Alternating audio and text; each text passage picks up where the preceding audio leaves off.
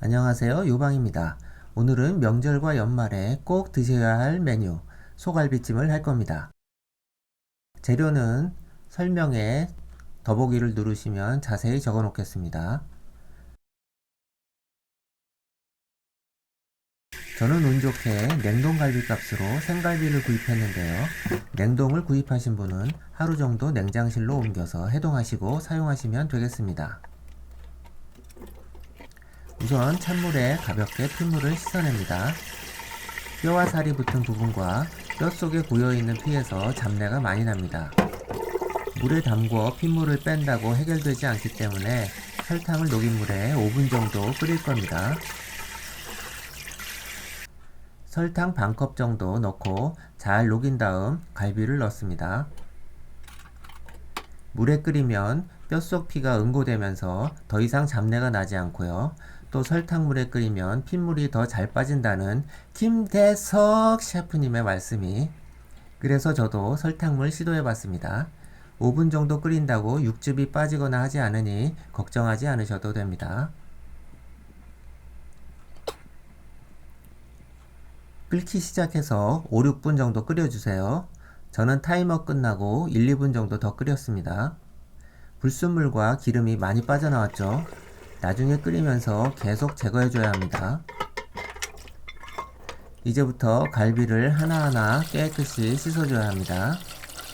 갈비를 자를 때 뼈가루나 조각들이 튀어서 붙어 있을 수 있기 때문입니다.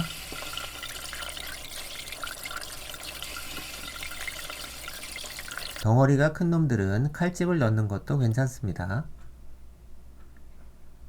양념장을 만들어 보겠습니다. 사과, 배, 마늘, 생강, 양파를 믹서기에 갈아서 넣겠습니다.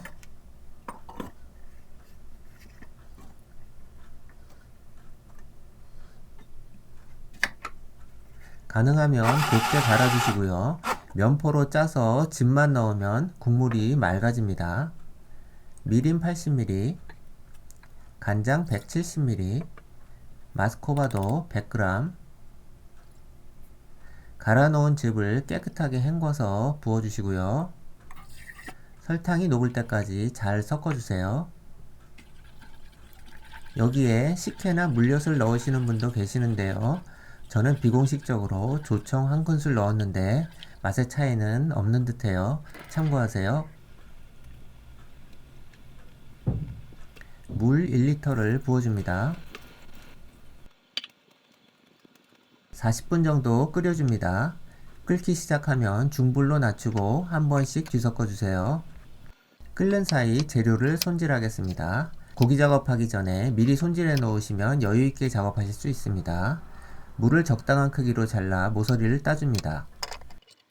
홍고추 2개도 어슷 썰어줍니다. 꽈리고추는 5개를 넣었는데 많이 넣어도 좋을 것 같아요. 청양고추를 넣으시면 기름진 맛이 깔끔해집니다. 당근은 커서 3분의 2만 썼는데 다 넣어도 좋을 것 같아요. 역시 이쁘게 모서리만 따주세요. 무나 당근, 채소류는 더 넣으셔도 좋습니다. 잘 졸여진 채소와 같이 먹으면 밥이 그냥 술술 넘어가죠.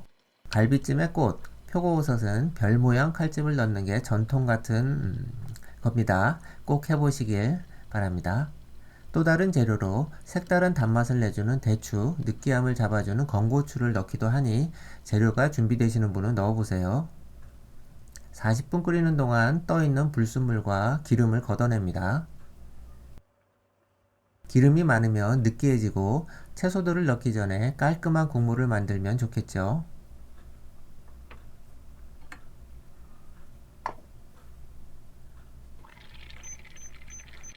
40분 정도 끓였습니다. 한번 섞어주시고 채소를 넣겠습니다. 촬영을 못했는데 조금 전에 맛과 잡내 제거를 위하여 정종 100ml를 추가하였습니다. 국물이 적당히 있어야 채소를 졸여줄 수 있기 때문에 지금이 적기입니다. 채소는 지금 크기로는 15분 정도면 익기 때문에 익으면 다시 건져내겠습니다. 오래 끓이면 물러져서 뭉개집니다. 채소를 넣고 4, 50분 정도 국물이 적당히 남을 때까지 약불에 끓여주세요.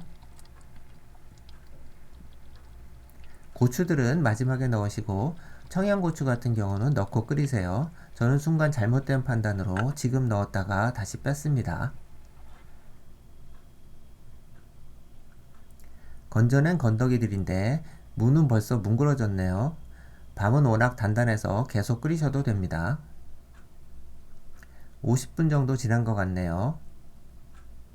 파를 넣고 참기름 1, 2테이블스푼과 통깨, 후추, 건져낸 채소를 넣고 마무리합니다.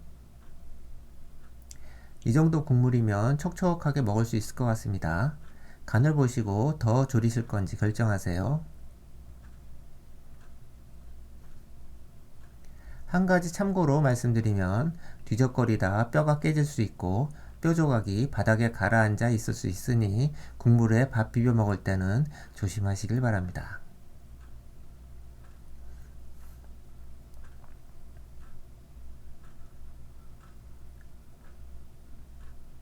드디어 맛있는 갈비찜이 완성되었습니다. 맛은 물론이고 부드러운 고기가 일품입니다. 맛있겠죠? 이상 요방이었습니다. 시청해 주셔서 진심으로 감사합니다. 구독과 좋아요 꼭 부탁드리겠습니다.